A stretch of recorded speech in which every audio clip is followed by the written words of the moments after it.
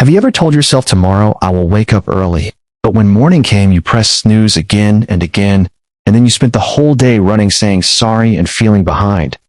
Have you ever felt that life is not hard because of big problems, but because of one small habit that keeps repeating? If yes, listen to this story. In a small town called Riverside, there lived a father named Tom. Tom was not a lazy man. He loved his wife, Sarah. He loved his daughter, Lily, and he wanted to be a man his family could trust. But Tom had one weakness that kept hurting his life. He could not wake up early. Every night he said, "I will sleep soon." And every night he kept scrolling on his phone or watching one last video. Then morning came, and the alarm at 6:30 sounded like an enemy. Tom's hand moved without thinking. Snooze. 5 minutes. Snooze again. 10 minutes. Snooze again. Suddenly, it was 7:40, and Tom jumped up with a shock in his stomach, like he had fallen from a height. He would brush his teeth fast, pull on clothes, and run out without breakfast. He used to work as a delivery driver for a local printing shop. It was simple work, but timing mattered. One Tuesday, his manager said, "Tom, the customer needed those posters by 8. You arrived at 9 o'clock. We lost the client." Tom said, "It won't happen again," but it did. A week later, Tom was late again, and the manager finally said, "I can't trust you. I'm sorry." Tom walked home with his empty lunch bag and felt like the town could see his failure. At home, Sarah did not shout because shouting does not pay rent. She just asked, "What will we do now?" Tom answered, "I'll find another job." But his voice did not sound strong, even to him. That same evening, Lily came home from school with glitter on her hands and excitement in her eyes. "Dad, next Friday is the spring assembly," Lily said. "I'm singing on stage. Miss Parker said parents must come early. The front gate closes at 8:20, and after that nobody can enter. Dad, please come. Please don't be late." Tom smiled, but inside he felt fear because he knew his own history. Still, he looked at Lily and said, "I promise I will be there early." Lily hugged him and said, "I will look for you in the front row." On Wednesday, Lily had a short practice in the school hall, and parents were allowed to watch for 10 minutes. Tom told himself, "I'll go. I'll be on time."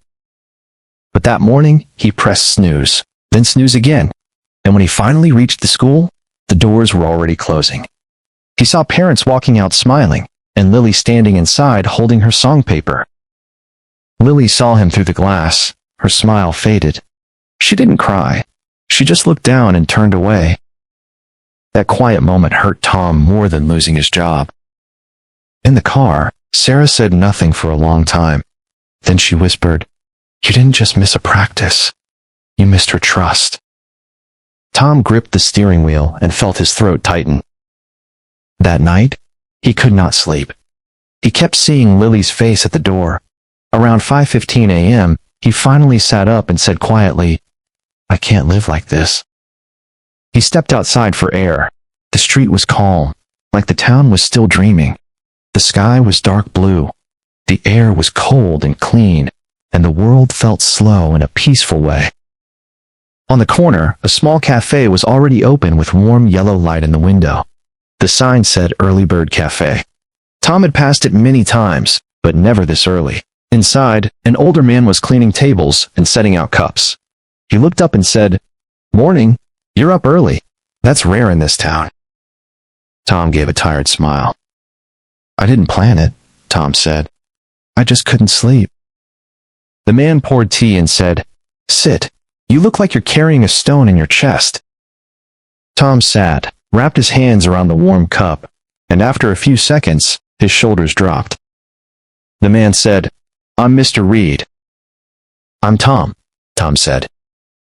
Mr. Reed looked at him and said, "Let me guess. Late mornings?" Tom blinked. "How did you know?" Mr. Reed pointed to Tom's face. That look? The look of someone always catching up. Tom exhaled slowly and told him everything.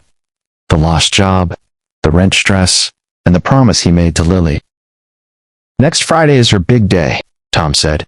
"Gate closes at 8:20. I promised I will be in the front row. but I'm scared I will fail again. Mr. Reed nodded once and said, "People think waking up early is only for success, but really it is for control.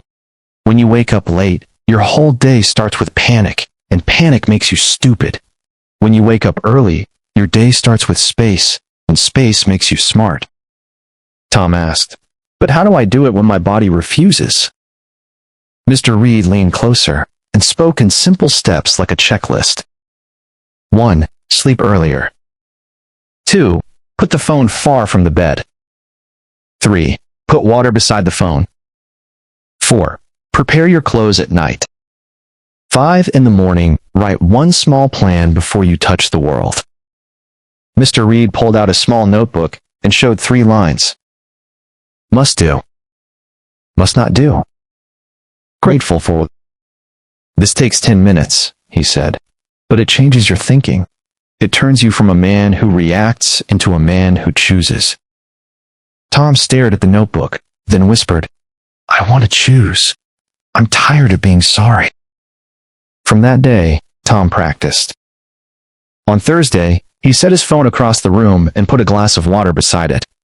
At 6 o'clock, the alarm rang and his body begged him to stay down, but he forced his feet onto the cold floor, walked to the phone, turned it off, and drank the water. The cold shocked his mind awake. He didn't feel powerful. He felt uncomfortable. But he also felt something new. He had started the day without shame. He wrote in a cheap notebook, "Must do. Look for work. Must not do. Press snooze. Grateful for another chance." Then he went outside and walked while the town was still quiet. Because it was early, he visited 2 shops before they were busy. One owner said, "Come back later." Another said, "Not hiring." Tom didn't get a job that day, but he noticed something important. Even bad answers felt easier when he wasn't rushing. On Friday, Tom woke early again and helped Mr. Reed at the cafe for 2 hours in exchange for breakfast and a little cash. Mr. Reed said, "You came on time. That's how trust starts." Tom smiled because it was the first time in a long time someone had praised him for something simple. The week passed, and Tom became more steady. He still felt tired sometimes, but he felt less afraid. Then Thursday night arrived, the night before Lily's spring assembly. Lily laid her school uniform on a chair and held up a small paper flower she made for the performance. "Dad, can you bring this?" Lily asked. "I want to hold it on stage." Tom took the flower carefully. "I will bring it," he said. Sarah looked at him and said, "Tomorrow morning decides a lot." Tom nodded. "I know." He prepared like a man preparing for a mission. Phone charged. Backup alarm on Sarah's phone. Clothes ready. Shoes by the door. The paper flower placed on top of his keys so he could not forget it. He even wrote the plan on paper. 6 o'clock wake. 6:30 breakfast. 7:10 leave. 7:40 arrive. 8:20 gate closes. He went to bed early, and when worry tried to keep him awake, he whispered, "I will be there." At 5:52 a.m., Tom opened his eyes before the alarm. For a second, he felt proud. Then he reached for his phone to check the time, and his heart jumped. The phone showed 2% battery. Old Tom would have panicked and frozen. New Tom moved. He plugged it in, turned on Sarah's alarm again, and said out loud, "We have time." The alarm rang at 6 o'clock, but Tom was already standing. He drank water, washed his face, ate toast, and picked up his keys with the paper flower on top. At 7:05, he stepped outside, and the first problem arrived. Rain. Not a small rain, but a heavy rain that made the street shine and made cars slow down. Tom took a deep breath and said, "This is why I left early." He started walking to the bus stop because his car had low fuel, and he didn't want any surprise. At the bus stop, a sign was taped to the pole. Main road closed. Roadworks. Detour. Tom felt a punch of fear. Then he looked at his watch. 7:12. He still had time. The bus came late, but Tom stayed calm because calm is easier when you have extra minutes. Halfway to the school, the bus suddenly stopped. The driver turned and said, "Sorry, everyone. Engine problem." Parents began to complain, checking their watches, voices rising. Tom looked outside, saw the school was still a long walk away, and made a choice fast. He stepped off the bus into the rain, pulled his jacket tight, and started walking. His shoes splashed water. His legs burned. At 7:48, he reached the first school street, and his chest jumped again. A police officer was redirecting traffic. Flooded road. "You need to go around," the officer said. Some parents groaned and turned back. Tom's mind tried to shout, "It's happening again." But then he remembered the mornings he had been walking early. He had learned the town when it was quiet. He knew a side path behind the library. He didn't need luck. He needed memory. Tom took the side path, stepped around puddles, and kept moving. At 8:02, he finally saw the school gate in the distance. The guard was there, and the gate looked half open, like it was already preparing to close. Tom slowed down, not because he was tired, but because he suddenly realized something. He was not late. He was early. He checked the time again. 8:05. He had 15 minutes. 15 minutes felt like a gift. He walked through the gate calmly, nodded at the guard, and found the hall. Inside, teachers were moving chairs. A box of programs fell to the floor, and papers scattered. Tom immediately bent down and helped pick them up. Miss Parker, Lily's teacher, looked surprised. "Thank you," she said. "Most people arrive rushing and don't see anything." Tom smiled. "I left early." Miss Parker nodded like she understood. "Lily has been nervous," she said quietly. "She kept saying, 'I hope Dad comes.'" Tom swallowed hard. "I'm here. I'm not going anywhere." Tom sat in the front row. He felt wet from rain, but inside his mind felt dry and clear, not drowning in panic. Parents started arriving fast, some running, some arguing at the gate. At 8:19, Tom heard the guard say, "Last entry." At 8:20, the gate closed. Tom sat still because for once he was not on the wrong side of a closing door. The performance began. Children walked onto the stage in neat lines. Lily came out holding her song paper, eyes searching the crowd. For one long second, Tom held his breath. Then Lily saw him in the front row. Her shoulders relaxed. Her mouth formed a small smile, like a light turning on. Tom lifted his hand and waved once. Lily nodded. She sang. Her voice was clear. Not perfect, but brave. Tom felt tears in his eyes because he understood the true reward of waking up early. He wasn't just on time. He was present. After the song, Lily ran to him and hugged him hard. "Dad, you came early," she said. "When I saw you, I wasn't scared anymore." Tom handed her the paper flower. "You remembered," Lily said, smiling even wider.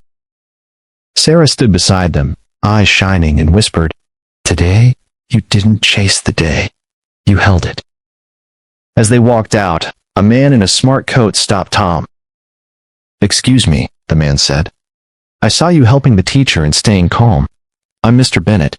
I run a small delivery company." Tom's heart jumped. "I need someone reliable for early morning routes," Mr. Bennett continued.